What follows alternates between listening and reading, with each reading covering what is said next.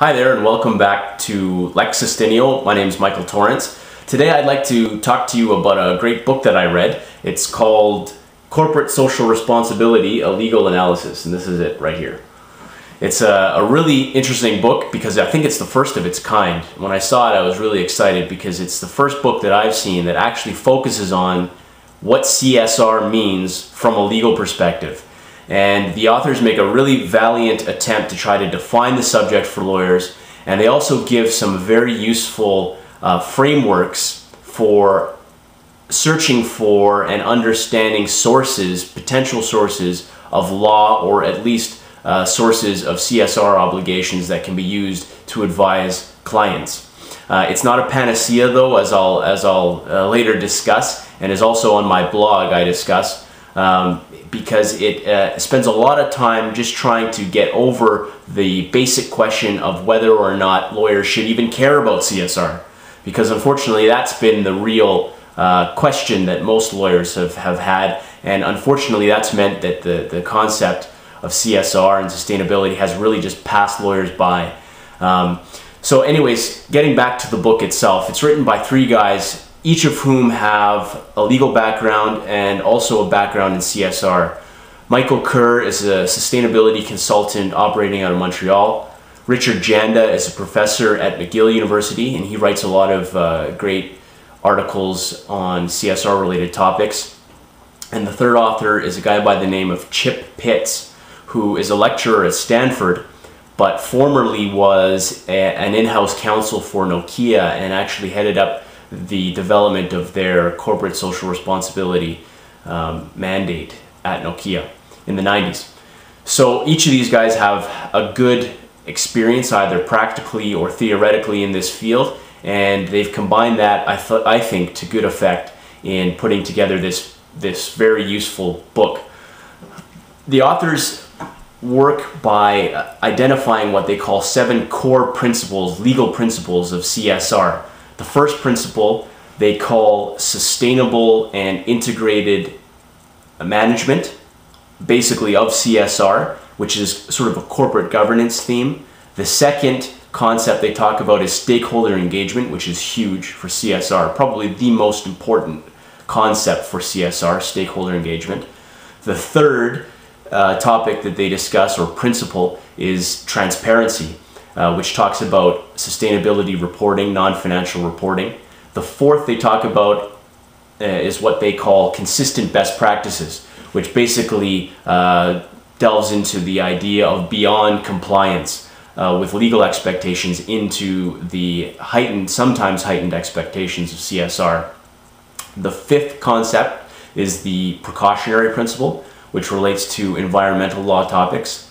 The sixth topic is accountability, which basically involves review of CSR practices to ensure monitoring and to report internally or externally to interested stakeholders to ensure that CSR mandates are actually being implemented.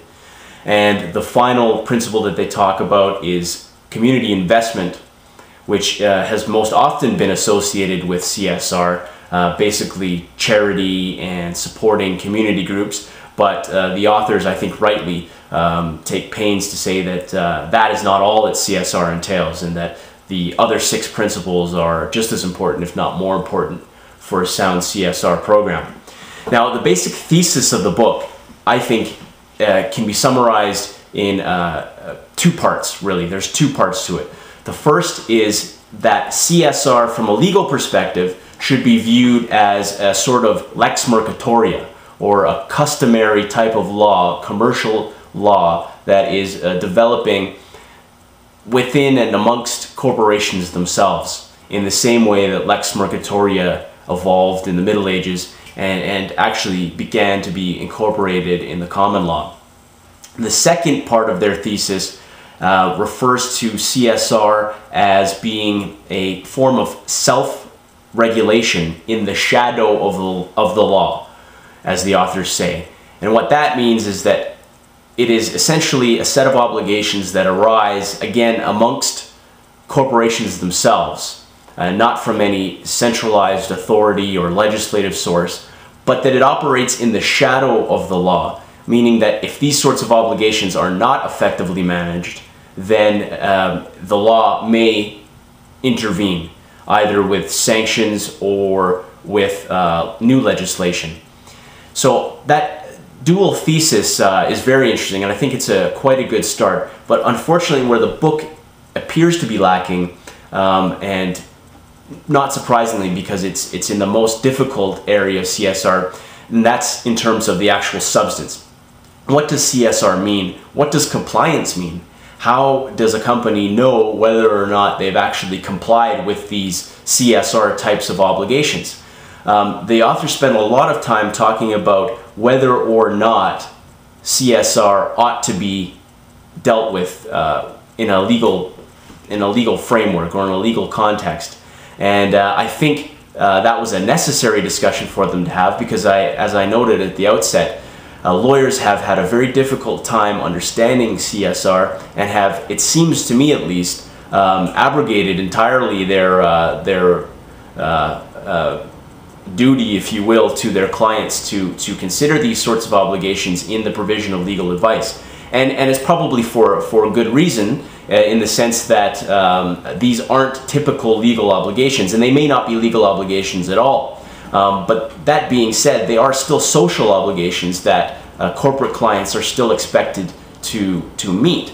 And so in that respect, at the very least, I think it's essential, and I think the authors also think it's essential, that lawyers give sufficient consideration, at least, to CSR obligations in the provision of legal advice.